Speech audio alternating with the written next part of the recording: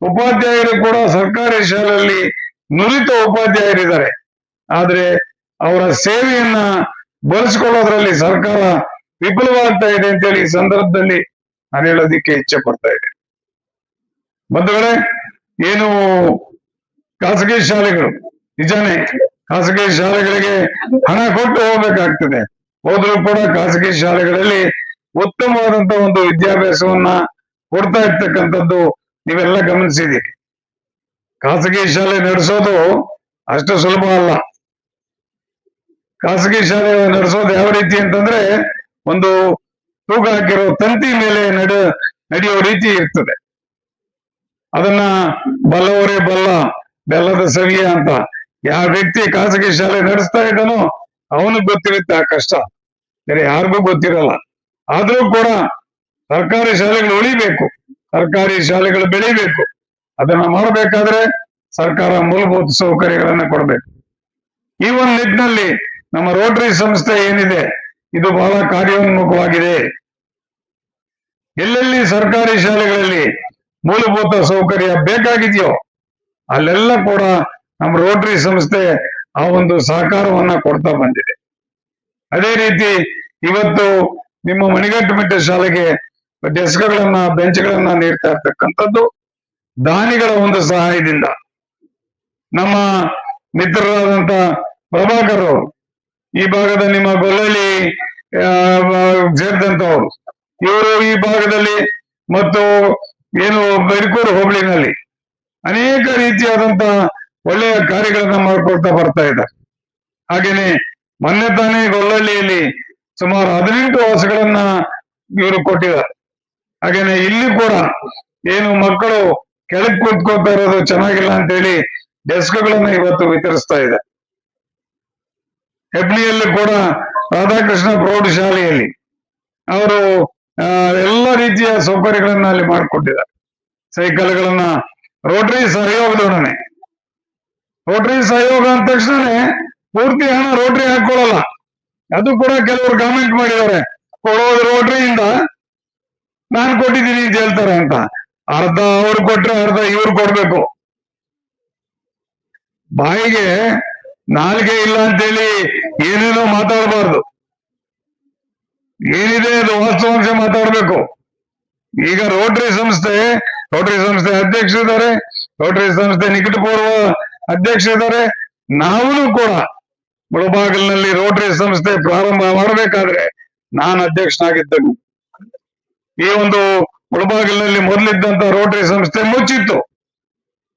ಅದನ್ನ ಪ್ರಾರಂಭ ಮಾಡಬೇಕು ಅಂತೇಳಿ ರವೀಂದ್ರ ಅವರು ನನ್ನ ಮೇಲೆ ಒತ್ತಡ ಹಾಕಿದಾಗ ನನ್ನ ಶಾಲೆಯಲ್ಲೇ 4-5 ವರ್ಷ ರೋಟರಿ ಸಂಸ್ಥೆನ ನಡೆಸ್ಕೊಂಡು ಬಂದೆ. ತದನಂತರ ನಮ್ಮ ಇವರು ಅವರು ಪೂಲ್ಚಂದ್ ಅವರು, ಇವತ್ತು ಅವ್ರನ್ನ ನೆನೆಸ್ಕೋಬೇಕಾಗ್ತದೆ ನಾವು. ಪೂಲ್ಚಂದ್ ಅವರು ಒಂದು ಉಚಿತವಾದಂತ ಒಂದು ನಿವೇಶನವನ್ನು ಮುಳಬಾಗಿಲಲ್ಲಿ ಕೊಟ್ಟಿದ್ರು. ಆ ಒಂದು ಉಚಿತ ನಿವೇಶನದಲ್ಲಿ ನಮ್ಮ ಸ್ನೇಹಿತರ ಎಲ್ಲರ ಜೊತೆ ಒಳ್ಳೆ ಇದನ್ನ ಇಟ್ಕೊಂಡು ಅಲ್ಲಿ ಬಿಲ್ಡಿಂಗ್ ಕಟ್ಸಿರ್ತಕ್ಕಂಥದ್ದು. ಇವತ್ತು 1 ಕೋಟಿ ರೂಪಾಯಿ ಬಿಲ್ಡಿಂಗ್ ಅನ್ನ ಅಲ್ಲಿ ಕಟ್ಸಿದೀವಿ ನಮ್ಮ ರೋಟರಿ ಎಲ್ಲರ ಸಹಕಾರದಿಂದ. ಇದನ್ನ ಕಟ್ಸಿದವನು ಕೂಡ ನಾನು ರಮೇಶ್ ಅವರು, ರವೀಂದ್ರ ಅವರು. ಯಾತಕ್ಕಾಗಿ ಎಲ್ಲ ಮಾಡ್ತೀವಿ ಅಂದ್ರೆ ಈ ರೋಟರಿ ಸಂಸ್ಥೆ ಅನ್ನೋದು ಯಾವ ರೀತಿ ಅಂತಂದ್ರೆ ಯಾವ ವ್ಯಕ್ತಿಗೆ ಸಹಾಯ ಬೇಕಾಗ್ತದೋ, ಕಟ್ಟ ಕಡೆಯ ಸಹಾಯ ಬೇಕಾಗಿರ್ತಕ್ಕಂಥ ವ್ಯಕ್ತಿ, ಆ ವ್ಯಕ್ತಿಗೆ ಸಹಾಯ ಮಾಡೋಕ್ಕೋಸ್ಕರ ಇರ್ತಕ್ಕಂಥದ್ದು ಈ ರೋಟರಿ ಸಂಸ್ಥೆ. ಇದು ರಾಜಕೀಯ ಸಂಸ್ಥೆ ಅಲ್ಲ. ಪರಂಪರಾನುಗತವಾಗಿ ನಾನೇ ಅಧ್ಯಕ್ಷನಾಗಿರ್ಬೇಕು, ನಾನೇ ಏನೋ ಆಗಿರ್ಬೇಕು ಅನ್ನೋದು ಇಲ್ಲಿಲ್ಲ.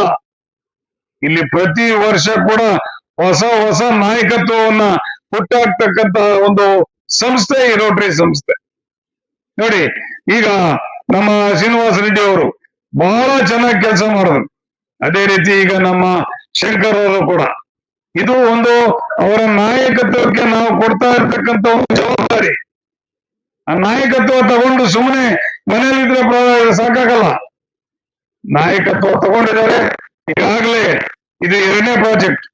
ಈ ತಿಂಗಳಲ್ಲಿ ಇದು 2ನೇ ಪ್ರಾಜೆಕ್ಟ್. ಮತ್ತೆ ಒಂದು ಕ್ರಿಮಿಟೋರಿಯಂ ಮಾಡಬೇಕು ಅಂತ ಹೊರಟಿದ್ದಾರೆ. ಸುಮಾರು 1 ಕೋಟಿ ರೂಪಾಯಿ ವೆಚ್ಚ ಆಗ್ತದೆ.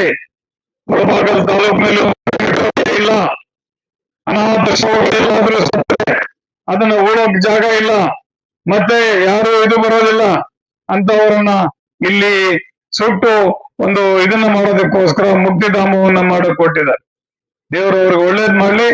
ನಮ್ಮ ಸಹಕಾರ ಕೂಡ ಈ ವಿಚಾರದಲ್ಲಿ ಪೂರ್ಣವಾಗಿರ್ತದೆ. ಇದನ್ನ ಆದಷ್ಟು ಬೇಗ ನೀವು ಜಾರಿ ಮಾಡಬೇಕು ಅಂತೇಳಿ ನಾನು ಈಗಾಗಲೇ ನಮ್ಮ ಅಧ್ಯಕ್ಷರನ್ನ ಕೇಳ್ಕೊಳ್ಳಿಕ್ಕೆ ಇಚ್ಛೆ ಪಡ್ತಾ ಇದೆ. ಒಂದು ಕಡೆ ಹಾಗೇನೆ ಇನ್ನೊಂದು ಪ್ರಾಜೆಕ್ಟ್ ಕೂಡ ತೋರಿಸಿದ್ರು, ಬಂಗ್ಲಾ ಶಾಲೆ ಅಂತ. ಬಹಳ ಒಳ್ಳೆ ಹೆಸರಿರ್ತಕ್ಕಂಥ ಶಾಲೆ. ಅದು ಇವಾಗ ಶಿಥಿಲವಾಗಿ ಹೋಗ್ತಾ ಇರ್ತಕ್ಕಂಥದ್ದನ್ನ ನಾವು ನೋಡ್ತಾ ಇದ್ದೀವಿ. ಆ ಶಾಲೆಯನ್ನ ನವೀಕರಿಸಬೇಕು ಅಂತೇಳಿ ಆ ಜವಾಬ್ದಾರಿಯನ್ನು ತಗೊಳ್ತಾ ಇದ್ದಾರೆ. ಇದು ಕೂಡ ಬಹಳ ಒಳ್ಳೆ ರೀತಿಯಾದಂತ ಬೆಳವಣಿಗೆ. ರೋಟರಿಯಲ್ಲಿ ರಾಜಕೀಯ ಇಲ್ಲ, ರೋಟರಿಯಲ್ಲಿ ಜಾತಿ ಇಲ್ಲ, ರೋಟರಿಯಲ್ಲಿ ಸಮುದಾಯ ಇಲ್ಲ. ಎಲ್ಲ ಜಾತಿಯವರು ಜನಗಳಿಗೆ ಸಹಾಯ ಮಾಡಕ್ ಬರ್ತಾ ಇರ್ತಕ್ಕಂಥದ್ದು ಈ ರೋಟರಿ ಸಂಸ್ಥೆ. ಇಲ್ಲಿ ಬರೋದು ಏನಕ್ಕೆ ಅಂತಂದ್ರೆ ನಾವು ಸಹಾಯ ಮಾಡೋದಿಕ್ಕೆ, ನಮ್ಮ ಜೋಬ್ರಿಂದ ಕೈ ಹಾಕಿ ದುಡ್ಡು ಕೊಟ್ಟು ಸಹಾಯ ಮಾಡೋದಕ್ಕೆ ಬರೋದು. ಇಲ್ಲಿ ರಾಜಕೀಯ ಮಾಡ್ತಕ್ಕಂಥದ್ದು ಒಳ್ಳೇದಲ್ಲ. ನಾನು ಮೊದಲಿಂದ ಕೂಡ ಅಷ್ಟೇನೆ, ರೋಟರಿ ಸಂಸ್ಥೆನಲ್ಲಿ ರಾಜಕೀಯ ತರಬೇಡಿ, ಇಲ್ಲಿ ಬರೀ ಸೇವೆನೇ ಒಂದು ಗುರಿಯಾಗಿರ್ಬೇಕು ಅಂತ ಮೊದಲಿಂದಾನು ನಾನು ಹೇಳ್ತಾ ಬಂದಿದ್ದೆ. ಬಹುಶಃ ನಿಮಗೆ ನಾನು ಎಲ್ಲಾ ಸ್ನೇಹಿತರಿಗೂ ಹೇಳೋದಕ್ಕೆ ಬಯಸ್ತಾ ಇದ್ದೀನಿ, ನನಗೆ ಬೇಕು ಅಂತಿದ್ರೆ ನಾನು 5, 6, 10 ವರ್ಷ ಅಧ್ಯಕ್ಷನಾಗೇ ಇರ್ಬೋದಾಗಿ. ನಾನು ಬಿಟ್ಕೊಟ್ಟೆ. ಏನು ನನ್ಗೆ ಹೇಳಿದ್ರು, ಇಲ್ಲ ಇರಿ, ಇನ್ನೂ ಒಂದು ವರ್ಷ ಇರಿ, ನೀವು ಇರಿ ಅಂತ, ಚೆನ್ನಾಗಿ ಮಾಡ್ಕೊಂಡು ಹೋಗ್ತಾ ಇದ್ದೀರಿ ಅಂತ.